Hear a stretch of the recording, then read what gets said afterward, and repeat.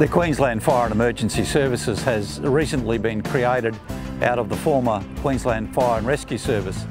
We've been merged to create a Fire, Rescue and Emergency Management Services organisation, and we're headquartered here in Brisbane, the state capital of Queensland. It's a very comprehensive service that we offer to our population, and we're very proud of it and work very hard to deliver great services. Queensland has a relatively small population compared to our land mass. We're around 4.7 million people here, but our land mass is actually 2.7 times bigger than Texas. So we cover quite a bit of territory and have an enormous coastline. We're a very decentralised state, so our services operate right across the breadth and length of this state. Swiftwater rescue has become a technical rescue discipline that we introduced a number of years ago, and since we've actually rescued more people out of water than we do out of fire. It's quite an interesting phenomenon. Our initial training is a 5-day training course on the Tully River, which is quite intensive. You do a number of skills on water, land-based, as well as working on the IWPs, which is the inflatable work platforms, or a raft. One of the first things we learn is the hydrology of the water, so being able to read the river certainly goes on to help, and it's amazing the sort of things you can do in a river like that once you get the hang of it. As far as training environments go, this is probably one of the more real lifelike training environments we're going to find ourselves in. I mean, I'm all about developing my skills and getting better at the job I do, so this is just another step in that direction. Once you do get back to station, you've got a lot more confidence in your swiftwater ability, and you're actually able, when you do have a swiftwater incident, to help in a bigger capacity than you would as a level 1. We also are an accredited urban search and rescue team with the United Nations, and have a very high standard of technical rescue competencies.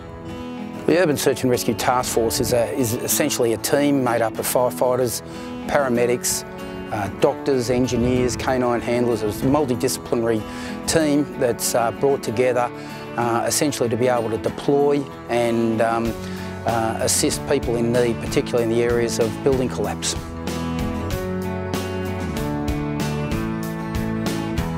So the Urban Search and Rescue Task Force, fully self-contained, up to 14 days deployment, 75 people, and they can do a lot of good in that particular area. What makes this capability so unique is that we can also reduce it into smaller capability bricks.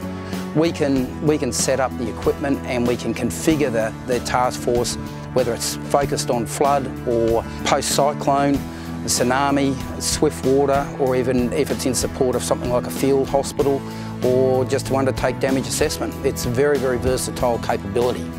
We've deployed approximately 25 times in the last 13 or 14 years, and that number's increasing because the recognition of how effective they are.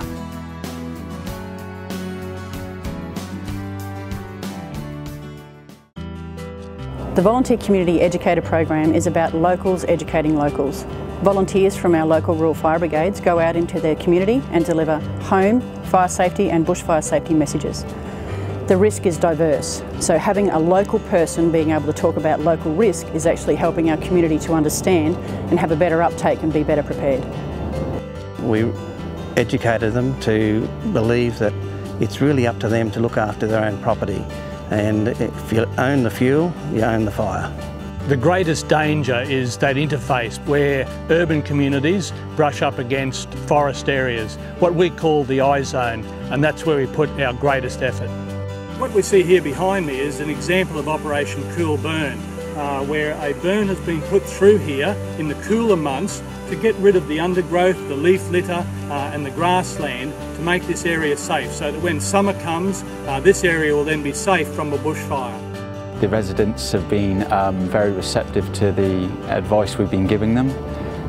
They obviously in an environment like that get very frightened, so when they do see somebody coming along down the driveway and knocking on the door to let them know what's going on and the things they need to think about, they are very relieved that there are people out there looking after their safety.